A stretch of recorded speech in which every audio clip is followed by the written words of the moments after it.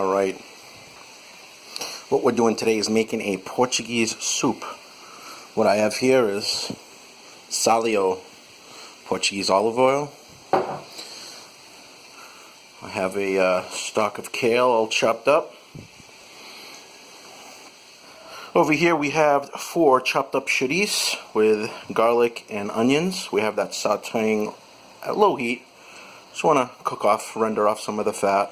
We have about 7 full-size potatoes, or you could do 14 smaller potatoes. Again, we have the onion, pepper, salt. Put a little cayenne pepper in there to give it a little bit of a kick, and we have garlic. All the good stuff. You might be asking yourself, well, how much do I put in? What are the measurements? There are no measurements. No measurements needed. You just put it in there until it looks right to you.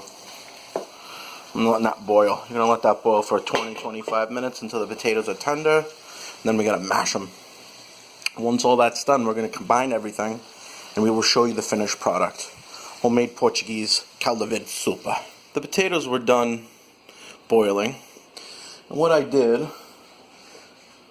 is I used one of these hand mixers. And basically you just whip everything up and chop it all up with one of those hand mixers until everything's nice and smooth. And what I did is I took the churico that I showed you earlier that was here, and all the onions and everything, and I combined it in there once everything was ground up. At that point I added the kale into the concoction, if you will. And this is what we're left with. It's cooking off now. I'm boiling it.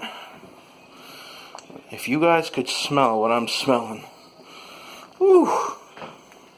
Delicious. Now it's got a little bit of a, it's more orangey in person. It looks yellow on the video. But that is because I use yellow potatoes. Plus when we combine all the juice from the churico, gives it like an orangey yellow tint. But let me tell you something. The smell, oh. You guys got to try this. Delicious.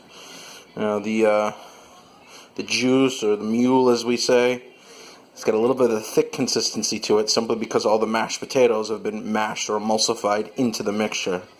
This has probably got to cook, I mean, it's actually probably good to eat now, but I'm going to let it cook for about another 10 minutes. Really get all the flavors mixed in there well. But yeah, this is looking pretty good, guys. We'll be back with you in just a bit. There's our finished product. I'm about to taste it for the first time. Let's see.